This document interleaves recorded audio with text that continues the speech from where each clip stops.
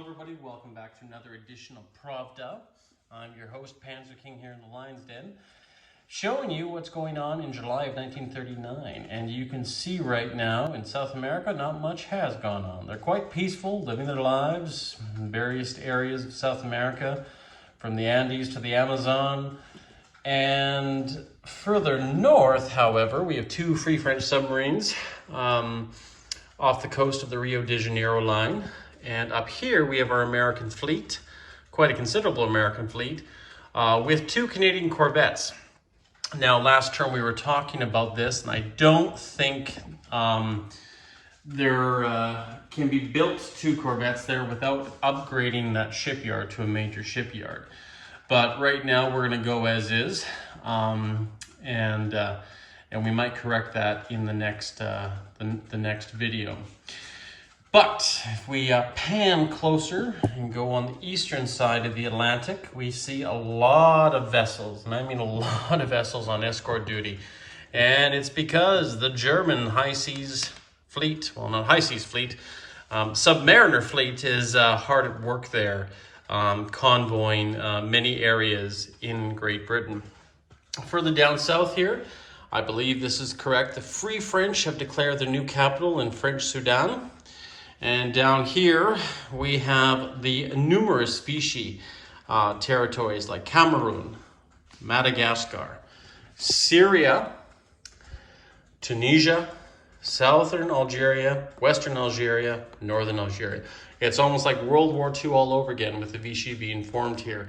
And much like the Free French down here, basically under the control of de Gaulle. Further over here, though, the Vichy were not so lucky, and of course these territories remain Free French, putting a thorn into the Japanese aggressive attacks. But nonetheless, they did take a large part, if not all, of the Dutch islands down here, from Sumatra to West Timor to Java to Borneo, the Celebes, the Maluku Islands, and of course Dutch New Guinea. It all fell in one term. The only survivors were two Dutch subs, a coastal sub right here, and up here in the north, a fleet submarine. And they're going to probably try to cause some havoc for the Japanese. They were able to actually destroy a transport that turn. And the only reason why that was capable of doing is because we had Mark the Shark not doing the appropriate combat air patrol. And usually the best place for carriers here that can go on maritime air patrol to attack these two coastal subs in these two sea zones is if you put it right here in the neighboring sea zone. So we just corrected that, and I think everybody's fine with that. But the Australians have put down the New South Wales, the new battle cruiser. That's what I've dubbed her, the New South Wales, named after one of the states in Australia. And she is the new capital ship of the Australian fleet. She's an Admiral-class ship, and she is the pride of the fleet. And then you can see over here, we have several ships stationed here in the New Hebrides off the coast of Fiji. And we have the Queen's Own Light Infantry from Canada that are marooned there because of this U-boat right here, which just sunk a Far East Command transport. So that is not very good.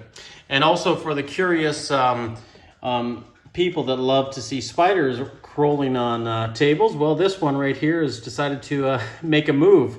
Gosh, if only we could name him Godzilla or something like that and maybe attack some actual troops, that would be fun. Ah, yes, the joys of the insect world. Anyways, if we can ignore our little friend here, we can go up here and see submarine fleet right here. Two I-15, I-19 class submarines up there. Don't know what they're going to be doing, but I know they're going to be up to no good.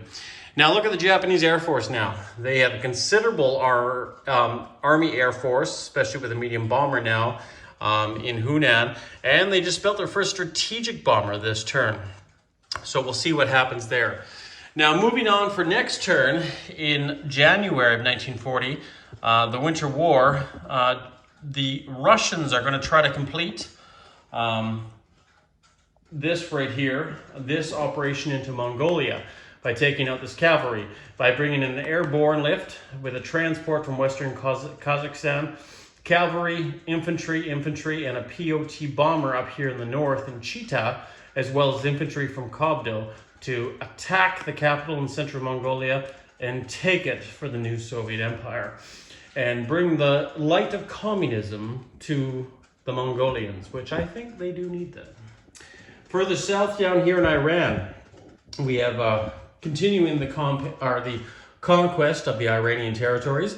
We have two Azerbaijan troops right there, two crack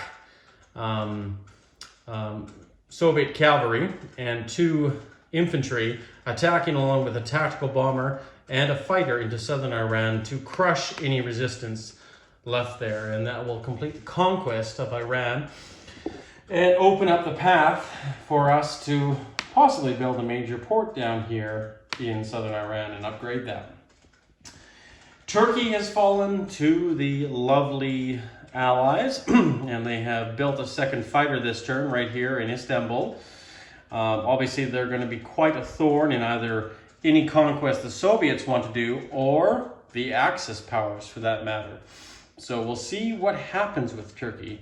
We have to be mindful that they do have a nice capital ship, the Yavuz battle cruiser right here, as well as a coastal submarine fleet in the Black Sea. So something to be careful of.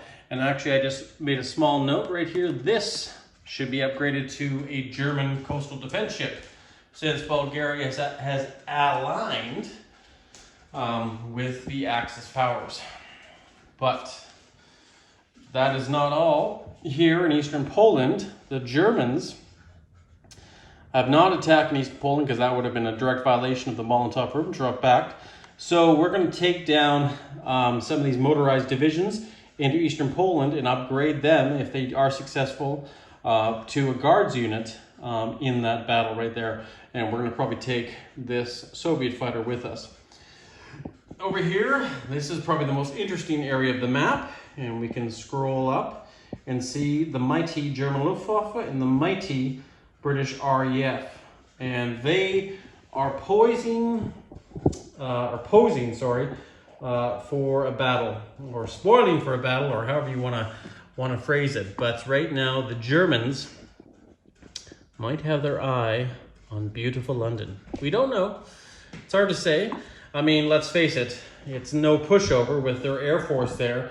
Plus, we got the HMS Rodney and her two heavy cruisers, the Sheffield and the Suffolk, and a light cruiser down here with the Dutch fleet poising to attack if need be.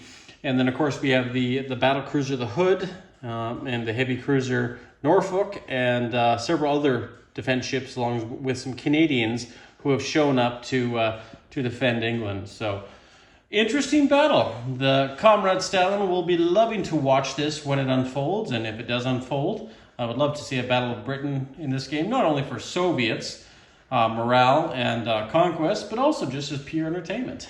But we shall see what happens. This beautiful strategic bomber did bomb London last turn and did several points of damage on this minor factory. So we'll see if the Germans want to reprise and bomb London next turn, or we might see a battle of the Air Force. But anyways, guys, this is just a brief PRAVA episode just to show you where things are right now, especially in the in 1939, or the end of 1930 rather. The Italian turn's coming up, and then the American, and then we're going to be going on to other turns right here. We have the Revenge right here in the HMS Revenge, defending Cairo along with her light carrier escorts. But this Russian fleet, we do not know what this Russian fleet's doing. We'll have to wait and see. Everybody, Panzer King Lion's Den, I will see you for the next PRAVA episode. Take care.